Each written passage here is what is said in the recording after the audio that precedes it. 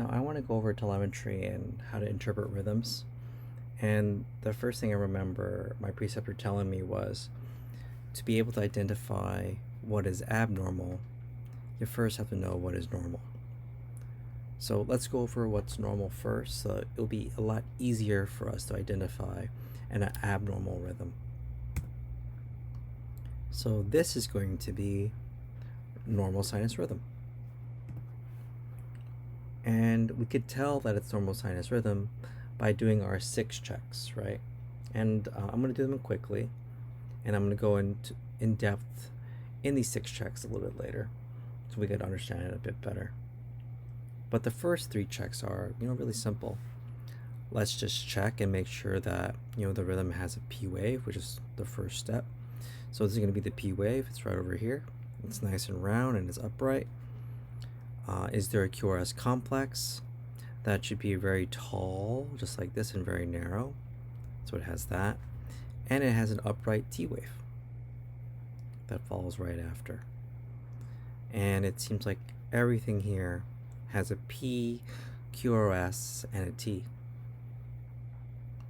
So that's good. That's a good sign. This most likely is normal. So it checks out for the first 3 checks. Now for the next 3 checks, we want to measure the PR interval. And that's going to be a measurement from here, the beginning of the P, to the beginning of the Q.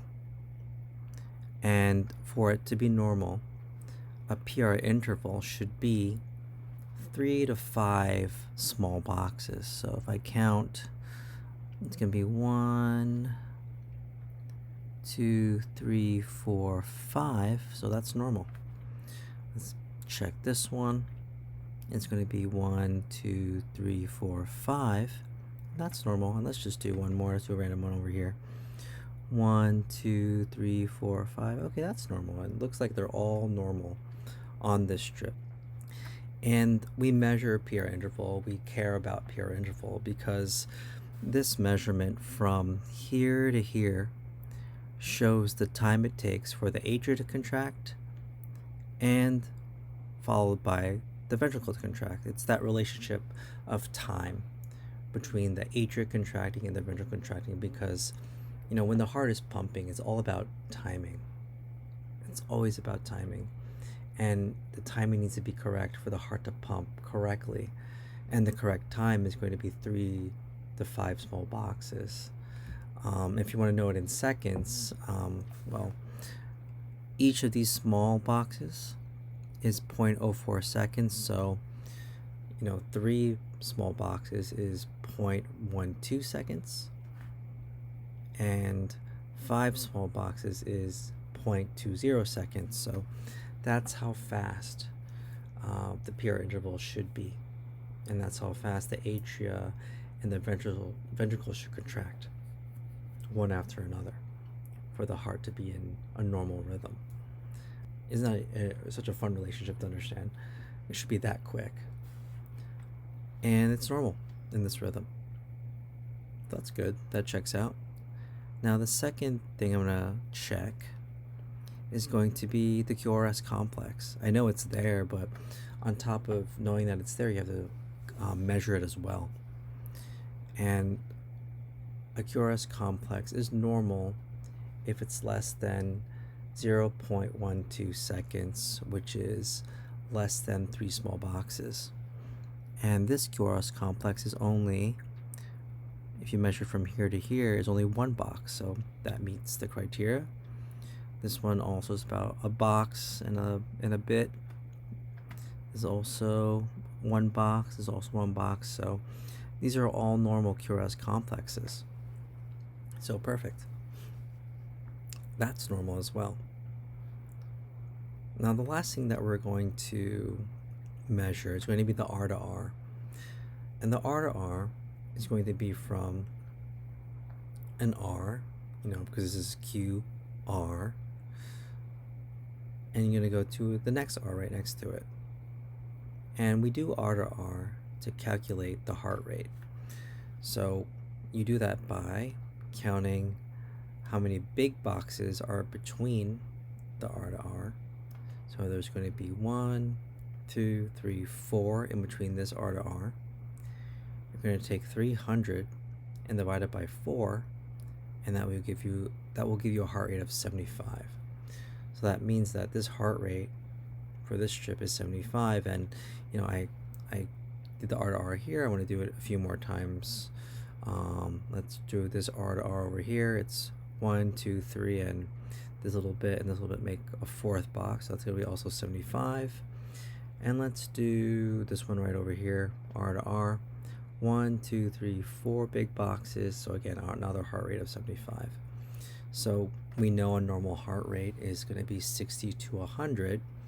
So the heart rate is normal here. So we did all 6 checks. We know that there's a P, a QRS, and a T wave. We know the PR interval is normal. We know the QRS complex measurement is normal. And we know the R to R is normal. So this is normal sinus rhythm. And here I kind of wrote down, some key points that make this normal sinus rhythm. So again, the PR interval is going to be 0.12 to 0.20. QRS complex is only abnormal if it's 0.12 seconds or more, and the heart rate again is 60 to 100, like we all know. So this is what makes normal sinus rhythm. So anything that's not like this will be an arrhythmia, will be abnormal. Now let's look more into detail about what makes a rhythm normal. In this picture, we see a few things. We see a P wave, which is represented by this green wave. We see the QRS complex, which is represented by this orange, red, and purple wave. And then the T wave is represented by this blue wave. We can see the PR interval represented right over here from this location to this location. And the QRS complex represented right over here from this location to this one.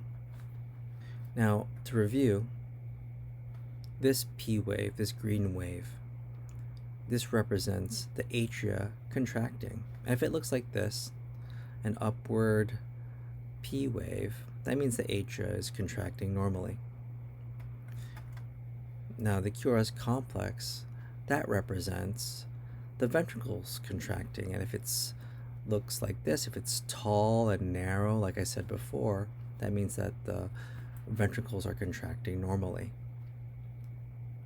And this blue wave represents the T wave again, and that's when the ventricles are resting. And if it looks like this, that means the ventricles are resting normally. Now, that's a really quick synopsis. Now let's go into PR interval. Now again, why do I care about PR interval? And I kind of, talked about it a little bit before. Let's go over it again. PR interval again is measured from the beginning of the P wave to the beginning of the Q wave. And a normal PR interval is going to be 0.12 to 0.2 seconds, which is represented by 3 small boxes to 5 small boxes. And again, 1 small box is equivalent to 0.04 seconds, so that's why these two things are equivalent.